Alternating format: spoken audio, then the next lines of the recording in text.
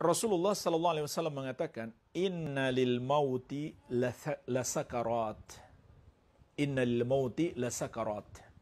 Sesungguhnya kematian itu memiliki sakarat. Tekanan-tekanan yang menyakitkan. Dan ini berlaku umum, termasuk orang-orang yang beriman. Bahkan juga Nabi kita yang mulia Nabi Muhammad SAW merasakan dahsyatnya sakaratul maut. Kenapa Nabi SAW bisa merasakan dan orang-orang beriman juga merasakan? Karena jamaah sekalian, bagi Rasulullah SAW setiap rasa sakit yang beliau derita itu adalah pahala.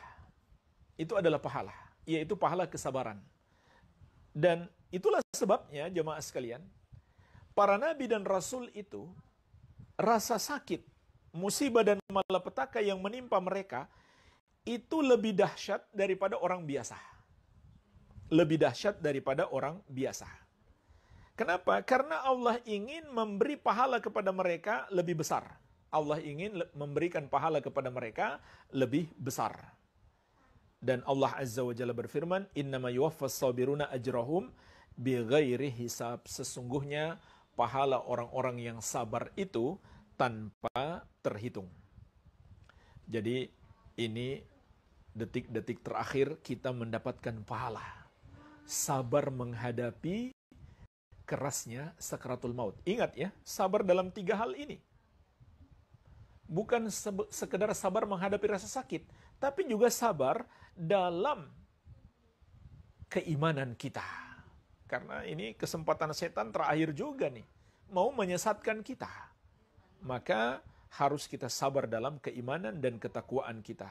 Sabar menjalankan perintah, sabar menjauhi larangan Allah Subhanahu wa taala.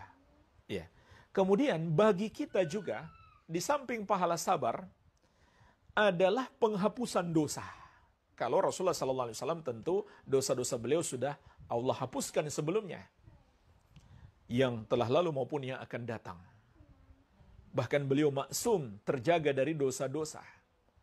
Tapi bagi kita, di samping pahala sabar kita dapatkan ketika menghadapi sakaratul maut, walaupun kita beriman dan bertakwa, maka juga termasuk penghapus dosa.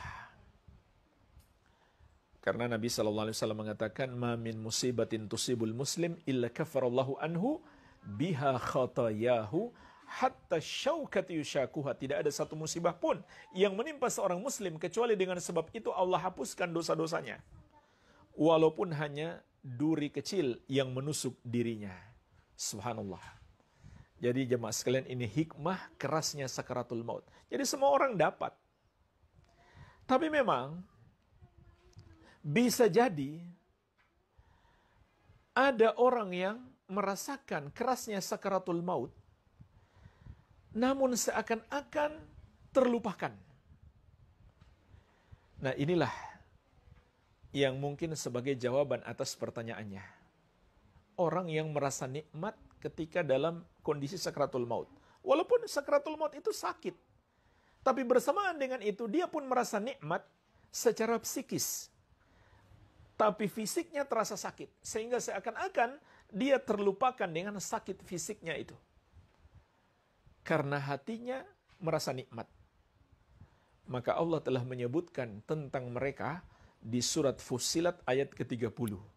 Innal ladzina qalu rabbunallahu tsumma istaqamu tatanazzalu alaihimul malaikatu alla takhafu wa la tahzanu wa abshiru bil jannati allati kuntum tu'adun. Sesungguhnya orang-orang yang mengatakan Rabb kami adalah Allah, kemudian mereka istiqamah sampai mereka berpisah dengan hidup ini, maka di akhir hayat mereka malaikat turun kepada mereka.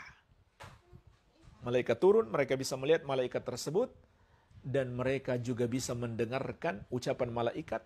Namun orang di sekitarnya tidak mendengarkan, tidak tahu kedatangan malaikat itu. Para malaikat itu kemudian menyampaikan kepadanya 3 kalimat. Yang pertama,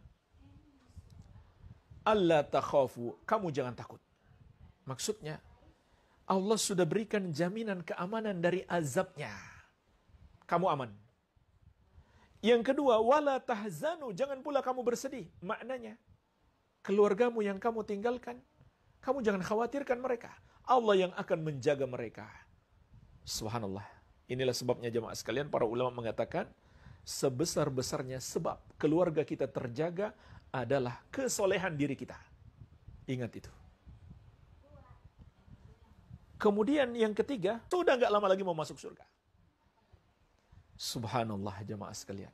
Kata malaikat, bergembiralah. Maka mereka pun bergembira. Kesedihan hilang, rasa takut hilang, berganti dengan kegembiraan. Walaupun fisik terasa sakit. Inilah jemaah sekalian, nikmat yang sangat besar di akhir hayat. Siapa yang mendapatkan itu? Kata Allah, mereka adalah orang-orang yang berkata, Rob kami adalah Allah, kemudian mereka istiqamah. Maknanya apa?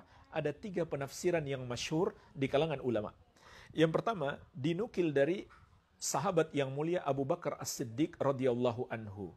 Maknanya adalah, mereka itu orang-orang yang mentauhidkan Allah, memurnikan ibadah hanya kepada Allah, tidak menyembah selain Allah, tidak menuhankan selain Allah, tidak pula membenarkan agama yang mengajarkan peribadahan kepada selain Allah.